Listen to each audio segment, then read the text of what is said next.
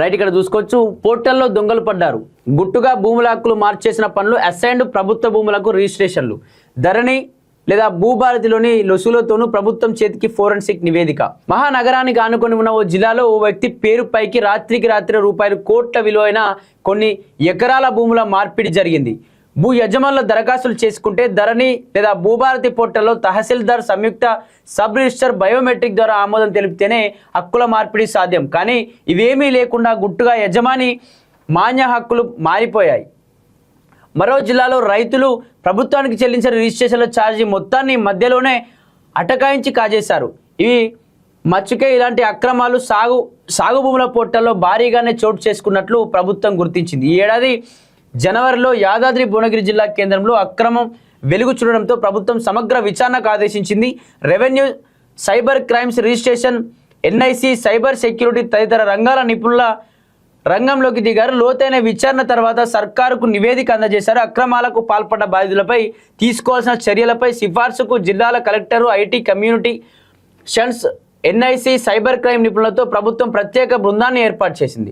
విలువైన భూములే లక్ష్యంగా పోర్టల్లో అక్రమాలకు తెగబడ్డారు తెలుస్తోంది. ఆధారాలేవి వెబ్సైట్లో చేర్చకుండానే కొన్ని భూములు యాజమాన్య హక్కులు మారినట్లు గుర్తించారు. ప్రభుత్వ భూములకు సైతం రిజిస్ట్రేషన్లు పూర్తి కావడం, వివాదాల్లో ఉన్న భూములకు యాజమాన్య హక్కులు సృష్టించడం, సర్వే నెంబర్లు లేని భూములకు కొత్తవి సృష్టించడం వంటి అక్రమాలకు పాల్పడినట్లు తెలుస్తోంది. అధికారికంగా దస్తాల బట్వాడా లేకుండా పలు కంప్యూటర్లను వినియోగించినట్లు, అనంతరం డిజిటల్ ఫుట్ ప్రింట్స్ గుర్తించకుండా అక్రమార్కుల జాగ్రత్త పడ్డట్టు భావిస్తున్నారు. పలు మూల్యాలను వినియోగించి, అంటే దీనికి సంబంధించి పెద్ద ఎత్తున, అంటే వీటిలో కూడా చాలామంది రెవెన్యూ డిపార్ట్మెంట్లో కూడా అవినీతి తిమింగలాలు చేరిపోయినాయి. కాబట్టి చాలామంది ఎంఆర్ఓలు సహకరిస్తుండొచ్చు, దీనికి సంబంధించి విలేజ్ సెక్రటరీలు సహకరిస్తుండొచ్చు, లేకపోతే రెవెన్యూ డిపార్ట్మెంట్లోని డిస్ట్రిక్ట్ ఆఫీసర్లు కూడా పెద్ద ఎత్తున అవినీతిమయంలో చిక్కుపోయి దొరికిపోతున్నారు. కాబట్టి వీళ్ళ ద్వారా ఇవన్నీ జరుగుతున్నాయని మనం ఖచ్చితంగా ఆలోచించాల్సిన అవసరం కూడా లేదు. వీళ్ళ ద్వారా జరుగుతాం. ఎందుకంటే ఒక రెవెన్యూ డిపార్ట్మెంట్ అధికారి సహాయం లేకుండా ఏ ఒక్క సైబర్ నేరాలు కావచ్చు ఏది కూడా జరగదు. అలాంటి ఒక డీటెయిల్స్ మొత్తం వాళ్ళ దగ్గరనే ఉంటే, ఎవరి దగ్గర ఎంత భూమి ఉంది, ఈ భూమి ఎంత కాస్ట్ చేస్తుంది, ఎన్ని ఎకరాల భూమి ఎంత విలువ కలిగి ఉంది, ఏ రాష్ట్రంలో, ఏ జిల్లాలో, ఏ మండలంలో, ఏ గ్రామంలో అని చెప్పేసి ప్రతి డీటెయిల్స్ ఈ రెవెన్యూ డిపార్ట్మెంట్ వాళ్ళ దగ్గరే ఉంటాయి. కాబట్టి వాళ్ళ చొరవ లేకుండా ఇటువంటి దొంగలు ఎవరు కూడా పడరు. అంటే ఇలా హక్కులు మార్పిడి చేసినట్టు ఫోరెన్సిక్ విచారణలో నిపుణుల దృష్టికి వచ్చినట్టు తెలిసింది. ఎవరు ఈ అక్రమాలకు పాల్పడ్డారనేది గుర్తించి ఎలాంటి చర్యలు చేపట్టాలనేది తాజా బృందం ప్రభుత్వానికి నివేదించబడింది. అక్రమార్కులు వినియోగించిన టెక్నాలజీ, అక్రమాల బాధ్యులు సహకరించింది ఎవరో కూడా గుర్తించాలన్నారు.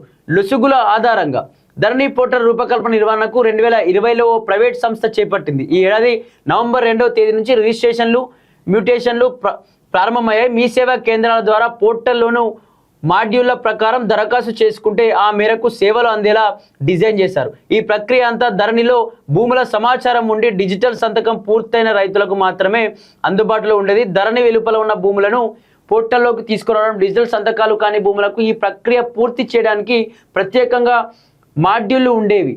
పోర్టల్కు దరఖాస్తు చేసుకుంటే జిల్లా కలెక్టర్, ధరణి కోఆర్డినేటర్ సమక్షంలో భూములను నిక్షిప్తం చేసేవారు. భూదశల ప్రక్షాళన అనంతరం రాష్ట్ర వ్యాప్తంగా 18 లక్షల ఎకరాల పోర్టల్ వెలుపల ఉండిపోయాయి. కొన్ని నిషేధిత జాబితాలో చేరాయి. వీటన్నింటినీ పరిష్కరించేందుకు ప్రభుత్వం కృషి చేస్తుంది. తెర వెనుక వారేనా? కాంగ్రెస్ అధికారంలోకి వచ్చాక ధరణి పోర్టల్ని భూభారతిగా మార్చింది. కేంద్ర ప్రభుత్వం సంస్థ national information centre NIC Bhubharati నిర్వహిస్తున్న ధరణి నాటి సాంకేతికతే ఉండిపోయింది. పోర్టల్లో సరైన సైబర్ రక్షణ లేకపోవడంతో పలువురు చొరబడినట్టు తెలుస్తోంది. ఈ ఏడాది ఆరంభంలో యాదాద్రి, జగిత్యాల జిల్లాలో వెలుగులోకి వచ్చిన రిజిస్ట్రేషన్ ఛార్జీల దారి మళ్లింపు అక్రమం కూడా ఇదే విధంగా జరిగింది.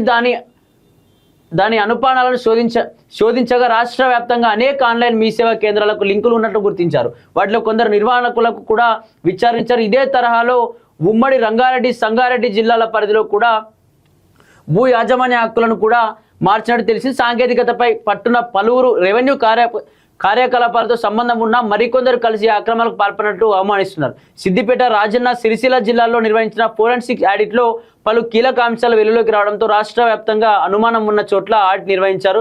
వాటిలో సాంకేతిక లోపాలకు అవకాశం తీసుకునే భూదస్తాల్లో మార్పులు, యాజమాన్య హక్కుల బదిలీలో అక్రమాలకు పాల్పడినట్లు గుర్తిస్తోంది.